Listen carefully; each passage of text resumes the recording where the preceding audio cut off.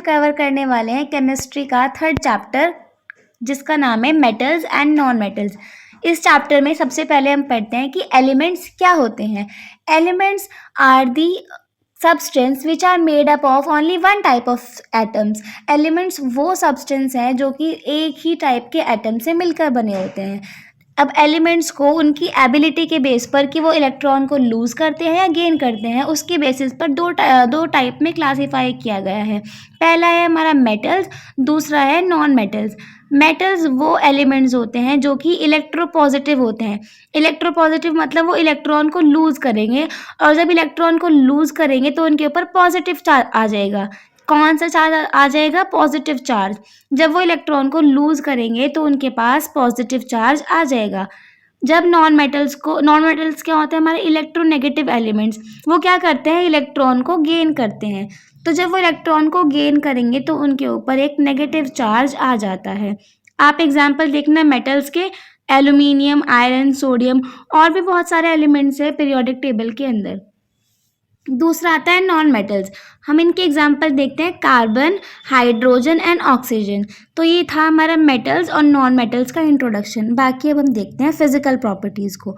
Physical properties में हम देखेंगे कि मेटल्स और नॉन मेटल्स की दोनों की हम फिजिकल प्रॉपर्टीज़ एक साथ देखते हैं कंपैरिजन वाइज, ठीक है। तो अब हम देखते हैं कि फिजिकल प्रॉपर्टी में पहला जो है स्टेट। जो मेटल्स हैं वो मोस्टली सॉलिड्स होते हैं, ठीक है, कुछ एक्सेप्शंस को छोड़कर, जैसे कि मरकरी एंड सीजियम। ये एक्सेप्शन याद रखना, एग्जाम में डायरेक्टली पूछे जाते हैं। एक्सेप्शन ये है कि मरकरी एंड सीजियम ये दोनों क्या होते हैं? लिक्विड्स होते हैं। बाकी जो मेटल्स हैं वो कौन से होते हैं? सब के सब सॉलिड्स होते हैं, कुछ एक्सेप्शन को छोड़कर, जैसे कि मरकरी एंड सीजियम। लेकिन नॉन मेटल्स सॉलिड्स भी हो सकते हैं, लिक्विड्स भी हो सकते हैं और गैसेस भी हो सकते हैं। लिक्विड में एक एग्जांपल है ब्रोमीन, ठीक है। ऐसा एग्जाम में पूछा जा सकता है कि कौन सा ऐसा नॉन मेटल है जो कि लिक्विड फॉर्म में एग्जिस्ट करता है, तो आपको पता होना चाहिए कि ये ब्रोमीन होता है। दूसरा हमारा है जो प्रॉपर्टी है, that is hardness. Metals generally hard होते हैं, कुछ एक्सेप्शंस है इसमें भी, जैसे sodium, Na sodium, potassium and lithium. लेकिन नॉन मेटल्स जनरली सॉफ्ट होते हैं। Exception is diamond. डायमंड जो कि हमारा हार्ड होता है। Next is मॉलिएबिलिटी। मैलिएबिलिटी क्या होती है? मेटल्स की हाई होती है। अब मैलिएबिलिटी होता क्या है? आप जब हथौड़ा मारते हैं इस पर मेटल्स पे, तो वो आपको थिन शीट्स में कन्वर्ट हो जाते हैं, ठीक है। लेकिन वहीं पर जो नॉन मेटल्स हैं, अगर आप उनको ऐसे बीट करते हैं तो वो टूट जाते हैं। ब्रिटल मतलब ब्रेकेबल, ठीक है। तो जो मेटल्स है उनकी मॉलिएबिलिटी हाई होती है, मतलब वो can be beaten into thin sheets. Non metals generally brittle होते हैं। अब हम बात करते हैं फोर्थ प्रॉपर्टी की, विच इज़ डक्टिलिटी।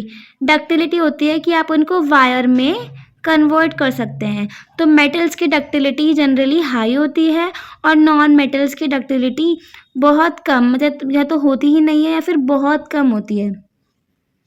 अब हम फिफ्थ पॉइंट की बात करते हैं, विच इज़ कंडक्टिविटी। मेटल्स की कंडक्टिविटी बहुत ज़्यादा होती है। Metals are the good conductors of electricity. वहीं नॉन मेटल्स जो है वो बैड कंडक्टर्स होते हैं, except graphite. Graphite is a good conductor of electricity, ठीक है। ये आपको प्रॉपर्टीज़ याद होनी चाहिए। अब हम एक और प्रॉपर्टी देखते हैं, boiling point and melting point. Boiling point और मेल्टिंग पॉइंट मेटल्स का हाई होता है, नॉन मेटल्स का लो होता है।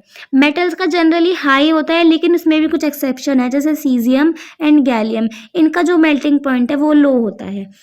और हमारे पास एक और प्रॉपर्टी है जो है सोनोरिटी। सोनोरिटी इसका मतलब होता है कि ये साउंड प्रोड्यूस करते हैं। जब आप इनको बीट करते हैं तो ये साउंड को प्रोड्यूस करते हैं, रिंगिंग साउंड प्रोड्यूस करते हैं। वहीं पर मेटल नॉन सोनोरस होते हैं। इसके बाद हम देखते हैं कि रिएक्टिविटी सीरीज क्या होती है। देखो, मेटल्स को वर्टिकली अरेंज किया गया है on the basis of their decreasing reactivity. ये आपको बताता है कि कैसे मेटल रिएक्ट करेगा ऑक्सीजन के साथ, वाटर के साथ या फिर एसिड्स के साथ। तो ये आपको याद करनी है पूरी की पूरी सीरीज़। इसमें सबसे पहले आता है potassium, sodium, calcium, magnesium, aluminium, zinc, iron, lead, hydrogen, copper, mercury, silver and gold. इसमें जो पोटेशियम है वो मोस्ट रिएक्टिव होता है, गोल्ड जो है वो लीस्ट रिएक्टिव होता है। मतलब अगर आप ऊपर से नीचे टॉप टू बॉटम जाएंगे तो जो रिएक्टिविटी है हमारी वो डिक्रीज कर रही है। इसमें मोस्ट रिएक्टिव कौन सा है? पोटेशियम। लीस्ट रिएक्टिव कौन सा है? गोल्ड। ये आपको याद करना है। नेक्स्ट हम बात करते हैं केमिकल प्रॉपर्टीज ऑफ मेटल्स। अब हम देखते हैं कि केमिकल प्रॉपर्टीज़ क्या क्या होती है। हमने फिजिकल प्रॉपर्टीज़ की बात करी, मेटल्स और नॉन मेटल्स की डेफिनेशन की बात करी, रिएक्टिविटी सीरीज़ की बात करी। अब हम देखते हैं कि केमिकल प्रॉपर्टीज़ मेटल्स की क्या क्या होती हैं। सबसे पहले हम देखेंगे कि जो मेटल्स है वो रिएक्ट करता है ऑक्सीजन के साथ। मेटल्स जो हैं रिएक्ट करते हैं ऑक्सीजन के साथ और क्या बनाते हैं? मेटल की ऑक्साइड्स। जैसे यहाँ पे एक मैंने एग्जांपल दिया, ये मेटल है हमारा copper, Cu is a copper, ठीक है। फिर वो रिएक्शन कर रहा है हमारा ऑक्सीजन के साथ और क्या बना रहा है? कॉपर ऑक्साइड, ठीक है। लेकिन जो मेटल के ऑक्साइड्स बनते हैं वो क्या होते हैं? Basic in nature. मैंने आपको लास्ट चैप्टर में बताया था कि जो मेटल ऑक्साइड्स होते हैं वो बेसिक होते हैं नेचर में। तो यहाँ पर कॉपर अगर ऑक्सीजन के साथ रिएक्ट कर रहा है तो वो कॉपर का ऑक्साइड जो बना वो कौन सा है? Basic in nature. Metal reacts with the oxygen to form metal oxide. एक बार और रिपीट करो, metal reacts with oxygen to form metal oxides which are basic in nature. दूसरी हमारी रिएक्शन है रिएक्शन विद वाटर। अगर मेटल हमारा water के साथ रिएक्ट करता है तो क्या बनेगा? Metal oxide and hydrogen gas, ठीक है। देखो रिएक्टिविटी सीरीज में पोटेशियम और सोडियम सबसे ऊपर आते हैं, मतलब ये most reactive element, most reactive metals हैं। तो अगर आप इनको ऐसे ही रखा छोड़ देंगे तो ये एयर के साथ, ऑक्सीजन के साथ रिएक्ट कर लेंगे, रिएक्ट कर जाते हैं बहुत जल्दी क्योंकि ये मोस्ट रिएक्टिव एलिमेंट्स होते हैं। तो इसीलिए हम पोटेशियम को और सोडियम को केरोसिन ऑयल में इमर्स करके रखते हैं क्योंकि ये एकदम से एयर के साथ रिएक्शन कर लेंगे और फायर को कैच कर लेते हैं, ठीक है। अब हम नेक्स्ट रिएक्शन पे आते हैं which is reaction with water. आप देखना कि जो मेटल हैं वो वाटर के साथ रिएक्ट करते हैं और क्या बनाते हैं? Metal oxide plus hydrogen gas. मतलब मेटल रिएक्ट करता है वाटर के साथ, क्या बनाते हैं? Metal oxide and hydrogen gas. अब देखना कि जैसे सोडियम एंड पोटेशियम जो है वो रिएक्टिविटी सीरीज में सबसे ऊपर आते हैं। तो ये क्या करते हैं? रिएक्शन कर जाते हैं वाटर के साथ, कोल्ड वाटर के साथ। जैसे मैं आपको बताऊं कि जो रिएक्शन है वो ऐसे होती है। सोडियम किसके साथ रिएक्ट करता है? वाटर के साथ, कोल्ड वाटर के साथ, और क्या बनाता है हमारा? Sodium hydroxide, NaOH। Reaction balance नहीं है, आप बैलेंस कर लेना। जो सोडियम है वो कोल्ड वाटर के साथ रिएक्शन करता है और क्या बनाता है? Sodium hydroxide. लेकिन ये जो रिएक्शन है वो बहुत एक्सोथर्मिक होती है, हीट बहुत ज़्यादा इवॉल्व होती है। और जो हाइड्रोजन गैस इसके साथ क्या रिलीज होगी? Hydrogen gas. जो हाइड्रोजन गैस रिलीज होगी वो इमीडिएटली फायर को कैच कर लेती है, ठीक है। ये रिएक्शन इतनी ज़्यादा एक्सोथर्मिक होती है क्योंकि जो ये सोडियम मेटल है वो हाईली रिएक्टिव मेटल है। वैसे ही अगर पोटेशियम यहाँ पे रिएक्ट करेगा तो पोटेशियम वाटर के साथ, कोल्ड वाटर के साथ रिएक्ट करने पर पोटेशियम हाइड्रोक्साइड बनाता है, ठीक है। अब हम आगे बढ़ते हैं। थर्ड रिएक्शन हमारी जो है वो है रिएक्शन विद एसिड्स। नहीं, आप यहाँ पर देखना मैग्नीशियम जो है वो वाटर के साथ, कौन से वाटर के साथ रिएक्ट करता है? हॉट वाटर के साथ, क्योंकि ये रिएक्टिविटी सीरीज में 4th या 5th नंबर पर आता है। और सोडियम और पोटेशियम हाईली रिएक्टिव मेटल है, कोल्ड वाटर के साथ भी रिएक्ट कर जाते हैं। और मैग्नीशियम हॉट वाटर के साथ रिएक्ट करता है। आयरन और जिंक जो है वो स्टीम के साथ रिएक्शन करते हैं और बनाते हैं मेटल के ऑक्साइड। अब हम बढ़ते हैं आगे। थर्ड रिएक्शन हमारी जो है रिएक्शन विद एसिड्स। जो हमारे मेटल्स है ना वो रिएक्शन करते हैं डाइल्यूट एसिड्स के साथ और क्या बनाते हैं? Salt and hydrogen gas. जैसे यहाँ पे मैंने एग्जांपल दिया आयरन। आयरन एक मेटल है, वो रिएक्शन कर रहा है HCl के साथ, हाइड्रोक्लोरिक एसिड के साथ, क्या बना रहा है? सॉल्ट बना रहा है और हाइड्रोजन गैस। यहाँ से थोड़ा रफ हो रखा है, मैं फिर से लिख देती हूँ, प्लस हाइड्रोजन गैस, ठीक है। आयरन हमारा रिएक्शन कर रहा है हाइड्रोक्लोरिक एसिड के साथ, क्या बना रहा है? एक डाइल्यूट एसिड्स एंड सॉल्ट, ठीक है। वैसे ही यहाँ पे Zn जो कि एक मेटल है रिएक्शन कर रहा है HCl के साथ, क्या बनाएगा? ZnCl2, ZnCl2, ZnCl2 बनाएगा और प्लस हाइड्रोजन गैस यहाँ पे भी रिलीज होगी। तो ये थी हमारी कुछ केमिकल प्रॉपर्टीज ऑफ मेटल। मैं आपको फिर से रिवाइज करवा देती हूँ। यहाँ पर पहली रिएक्शन है ऑक्सीजन के साथ, मेटल रिएक्शन करता है ऑक्सीजन के साथ, क्या बनाता है मेटल का ऑक्साइड, जो कि हमारा बेसिक इन नेचर होता है। दूसरी रिएक्शन थी हमारी वाटर के साथ, मेटल हमारा वाटर के साथ रिएक्ट करेगा और क्या बनाएगा मेटल का ऑक्साइड प्लस हाइड्रोजन गैस यहाँ पर रिलीज होगी। तीसरी रिएक्शन थी मेटल के, यहाँ पे क्या बना मेटल ऑक्साइड। अगर मेटल ऑक्साइड हमारा यहाँ पे मेटल तो रिएक्शन कर रहा है वाटर के साथ, क्या बना रहा है मेटल का ऑक्साइड। अगर मेटल ऑक्साइड रिएक्शन करता है हमारा वाटर के साथ तो बनता है मेटल का हाइड्रोक्साइड। यहाँ पर आप देखेंगे कि सोडियम और पोटेशियम अगर रिएक्शन करते हैं तो कोल्ड वाटर के साथ रिएक्शन करते हैं तो सोडियम का हाइड्रोक्साइड बनता है या फिर पोटेशियम का हाइड्रोक्साइड बनता है। वैसे ही अगर मैग्नीशियम रिएक्शन करेगा तो वो हॉट वाटर के साथ रिएक्शन करेगा, क्या बनाएगा मैग्नीशियम का हाइड्रोक्साइड। अगर आयरन और जिंक रिएक्शन करेंगे तो वो रिएक्शन करेंगे स्टीम के साथ, क्या बनाएंगे मेटल का ऑक्साइड। अब हमने बात करी रिएक्शन विद एसिड्स। अगर हमारे मेटल जो है वो एसिड्स के साथ रिएक्शन करते हैं तो प्रोड्यूस करते हैं सॉल्ट एंड हाइड्रोजन गैस। जैसे यहाँ पे आयरन है, आयरन किसके साथ रिएक्ट कर रहा है यहाँ पे क्लोरीन के साथ, और क्या बन रहा है FeCl2, और जो H बचा वो H2 की फॉर्म में हाइड्रोजन गैस की फॉर्म में रिलीज हो रहा है। अब हम आगे बढ़ते हैं chemical properties of non metals. ठीक है, हम पढ़ेंगे chemical properties of non metals. जैसे हमने केमिकल प्रॉपर्टीज ऑफ मेटल्स में पढ़ा था पहला कि रिएक्शन विद ऑक्सीजन, वैसे ही हम chemical properties of non metals में भी पढ़ेंगे। पहला पॉइंट है हमारा रिएक्शन विद ऑक्सीजन। तो यहाँ पे कार्बन रिएक्ट करता है, जैसे कि मैं आपको बताती हूँ अभी। ठीक है, यहाँ पे रिएक्शन विद ऑक्सीजन, यहाँ पे जब नॉन मेटल्स रिएक्शन करते हैं ना ऑक्साइड के साथ तो वो जो ऑक्साइड बनता है नॉन मेटल का ऑक्साइड बनता है वो होता है हमारा एसिडिक इन नेचर। जैसे कि बेसिक होते हैं हमारे मेटल के ऑक्साइड होते हैं हमारे एसिडिक, वैसे सॉरी मेटल्स के ऑक्साइड होते हैं हमारे बेसिक, वैसे ही नॉन मेटल के जो ऑक्साइड्स होते हैं वो हमारे एसिडिक इन नेचर होते हैं। जैसे मैं यहाँ पे बताऊँ एक कार्बन जो कि एक नॉन मेटल है, अगर ये ऑक्सीजन के साथ रिएक्शन करेगा तो क्या बनाएगा हमारा कार्बन और कार्बन डाइऑक्साइड। ये क्या है हमारा non metal oxide which is acidic in nature. जो नॉन मेटल के ऑक्साइड होते हैं हमारे वो क्या होते हैं एसिडिक, एसिडिक इन नेचर। ठीक है, और मेटल के ऑक्साइड होते हैं हमारे बेसिक इन नेचर। इतने समझ आया। अब हम आगे बढ़ते हैं reaction with acids. Non metal जो जैसे कि मैंने आपको बताया कि जो नॉन मेटल के ऑक्साइड्स होते हैं वो क्या होते हैं एसिडिक होते हैं, तो ये इसीलिए एसिड के साथ रिएक्शन नहीं देते। बात करते हैं हम रिएक्शन विद क्लोरीन की। जो हमारे मेटल्स हैं नॉन मेटल्स हमारा क्लोरीन के साथ रिएक्शन करने पर हैलाइड्स बनाते हैं। जैसे हाइड्रोजन क्लोराइड, हमारा नाइट्रोजन जो है वो रिएक्शन करता है क्लोरीन के साथ, क्या बनाता है NCl3 नाइट्रोजन ट्राइक्लोराइड। अब हम बात करते हैं आयोनिक बॉन्डिंग की। आयोनिक बॉन्डिंग क्या होता है, आयोनिक बॉन्ड वो होता है जब एक मेटल दूसरे नॉन मेटल को इलेक्ट्रॉन ट्रांसफर करता है तो जो बॉन्ड बनता है उसको हम बोलते हैं आयोनिक बॉन्ड। एक मेटल दूसरे नॉन मेटल को जब इलेक्ट्रॉन ट्रांसफर करता है तो जो बॉन्ड बनता है उसको हम कहते हैं आयोनिक बॉन्ड। जब मेटल अपने इलेक्ट्रॉन्स को ट्रांसफर कर रहा है तो उसके ऊपर कौन सा चार्ज आएगा, प्लस का चार्ज। वहीं पर जब नॉन मेटल उस इलेक्ट्रॉन्स को एक्सेप्ट कर रहा है तो उसके ऊपर कौन सा चार्ज आएगा, नेगेटिव चार्ज। इतनी बात समझ आई। अब हम आगे बढ़ते हैं। जैसे मैं आपको एग्जांपल देती हूँ, एक हमारा मेटल है, कौन सा मेटल लिया हमने, मैग्नीशियम। मैग्नीशियम का जो इलेक्ट्रॉनिक कॉन्फ़िगरेशन होता है वो होता है 282, क्योंकि जो इसका एटॉमिक नंबर होता है वो होता है हमारा 12। एटॉमिक नंबर क्या होता है हमारा 12 मैग्नीशियम का, तो इसीलिए जो इसका इलेक्ट्रॉनिक कॉन्फ़िगरेशन है वो है 282। अब ये क्या करता है, इसके पास ये 2 इलेक्ट्रॉन्स एक्स्ट्रा हैं, क्योंकि जब 2 और 8 इसके पास है तो इसका जो ऑक्टेट है यहाँ तक वो कंप्लीट हो जाता है। 2 और 8 इसका यहाँ पे ऑक्टेट कंप्लीट हो जाता है। तो हर एलिमेंट क्या चाहता है कि उसका ऑक्टेट कंप्लीट हो जाए, वैसे ही ये भी चाहता है कि इसका ऑक्टेट कंप्लीट रहे और ये जो 2 इलेक्ट्रॉन है ये किसी को दे देता है। तो यहाँ पे क्या होगा कि Mg जो कि मैग्नीशियम है वो 2 इलेक्ट्रॉन दे देता है और इसके पास कौन सा चार्ज आएगा, क्योंकि इसने 2 इलेक्ट्रॉन दिए हैं इसलिए यहाँ पे 2 आया, प्लस इसलिए आया क्योंकि इसने अपने इलेक्ट्रॉन्स दिए हैं।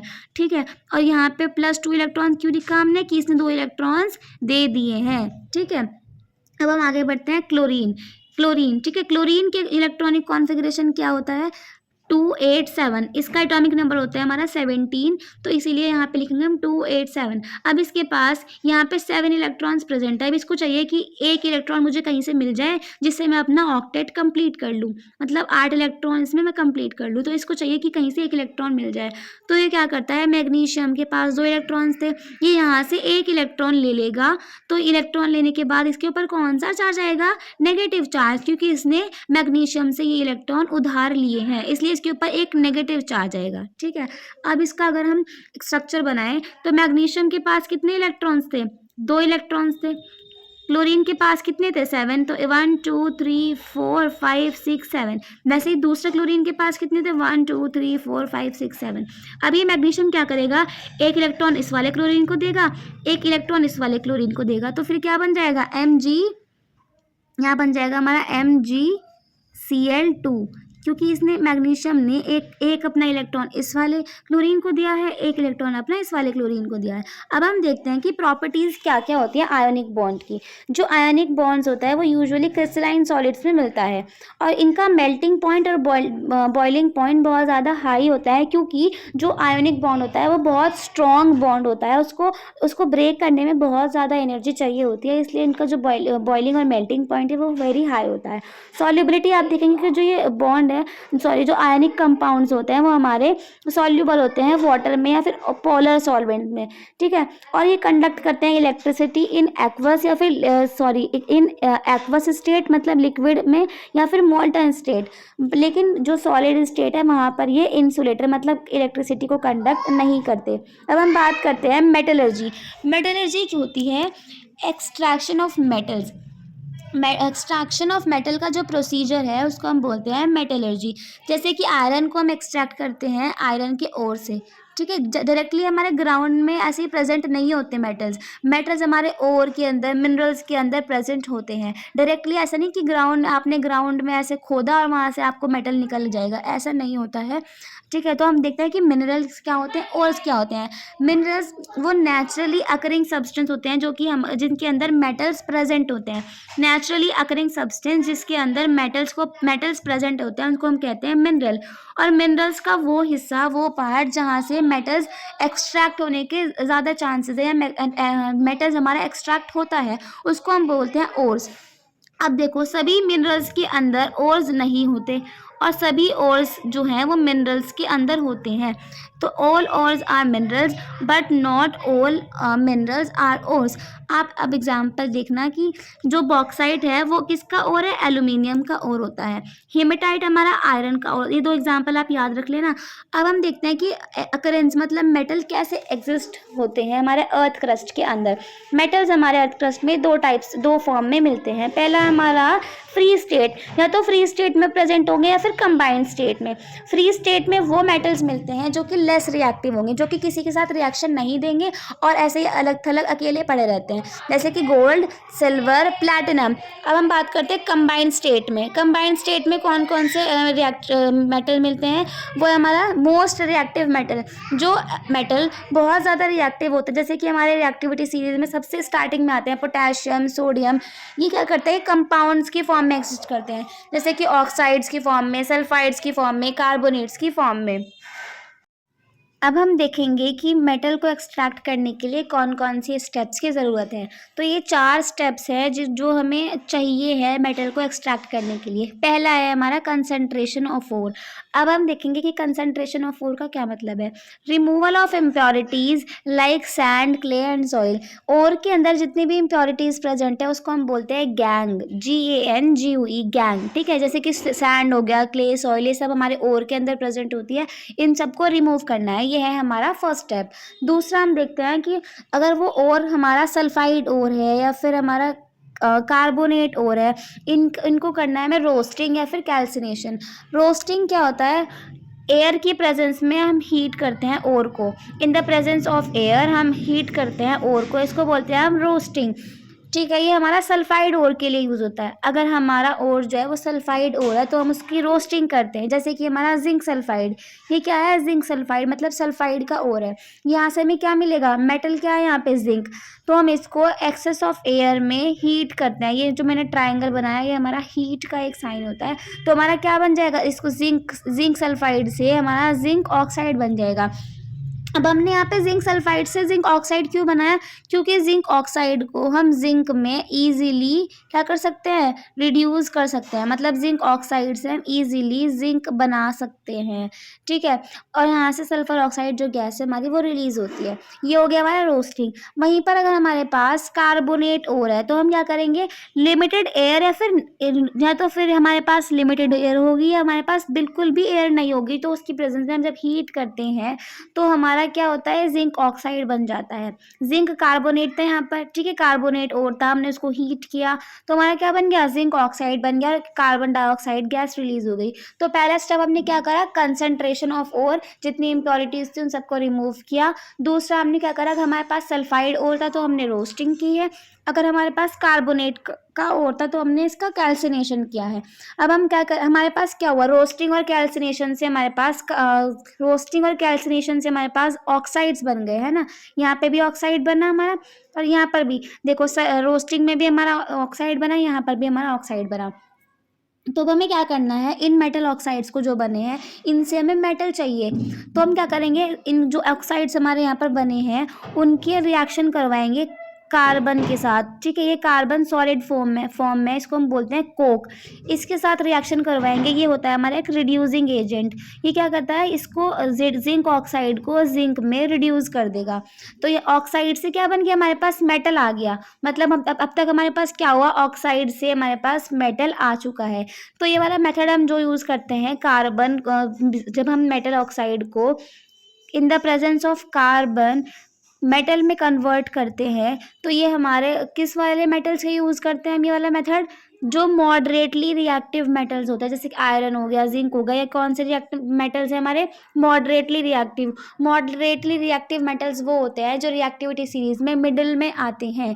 लेकिन अगर वहीं पर हमारे पास हाईली रिएक्टिव मेटल है, जैसे जो स्टार्टिंग में प्रेजेंट है रिएक्टिविटी सीरीज में, जैसे कि सोडियम हो गया, पोटेशियम हो गया, सोडियम, पोटेशियम, एल्यूमिनियम, इनके लिए हम क्या यूज़ करते हैं? Electrolytic reduction. इलेक्ट्रोलिटिक रिडक्शन क्या होता है कि हम एक बीकर लेते हैं, उसमें हमारे पास एक नेगेटिव रोड होती है कैथोड, एक पॉजिटिव एनोड, हमारे पास ऐसे दो रोड्स होती हैं।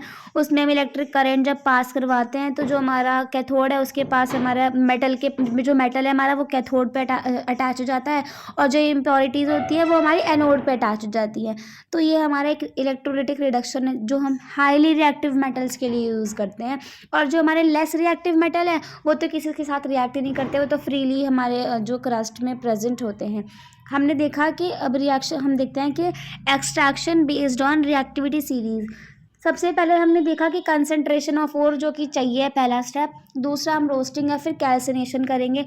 रोस्टिंग और कैल्सिनेशन से जो हमारे ओर्स हैं वो किस में कन्वर्ट हो गए? हमारे ऑक्साइड्स में। अब थर्ड था हमारा जो स्टेप था उसको रिडक्शन करना है, मेटल ऑक्साइड को मेटल में रिड्यूस करना है, ठीक है? अब हम देखेंगे कि रिएक्टिविटी सीरीज के बेस पे हम कैसे एक्सट्रैक्ट कर सकते हैं। पहला, अगर हमारे पास हाईली रिएक्टिव मेटल है तो हम उनको इलेक्ट्रोलिसिस के थ्रू एक्सट्रैक्ट कर सकते हैं। जैसे मैंने आपको बताया, ऐसे हम बीकर लेते हैं, उसमें एक पॉजिटिव रॉड लगाते हैं, एक नेगेटिव रॉड लगाते हैं, इलेक्ट्रिक करंट पास करते हैं। वैसे जैसे हमारा इसका एग्जांपल है एल्यूमिनियम या फिर सोडियम क्लोराइड से हम सोडियम को अलग कर लेते हैं, ठीक है? वैसे ही अगर हमारे पास मॉडरेटली रिएक्टिव मेटल है तो हम उसको कार्बन या फिर कार्बन मोनोऑक्साइड के यूज़ करके रिएक्शन करवा कर हम उसको कन्वर्ट कर सकते हैं मेटल्स में। और लेस रिएक्टिव मेटल तो हमारे इन्वायरमेंट में अर्थ क्रस्ट में वैसे ही प्रेजेंट होते हैं, फ्री स्टेट में प्रेजेंट रहते हैं, ठीक है? अब हम देखेंगे कि हमारा थर्ड स्टेप कंप्लीट हो गया, रिडक्शन। अब हमारा जो फोर्थ स्टेप है दैट इज़ रिफाइनिंग।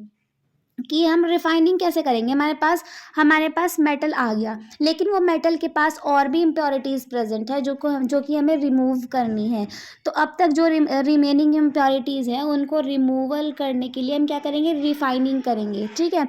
तो हम इसमें क्या करते हैं, इलेक्ट्रोलाइटिक रिफाइनिंग इसको बोलते हैं। हम इसमें जैसे कि मैं यहाँ पे आपको बता रही हूँ कि कॉपर सल्फेट से कॉपर का रिफाइनिंग, कॉपर सल्फेट है हमारे पास, उससे हमें कॉपर को रिफाइन करना है, ठीक है।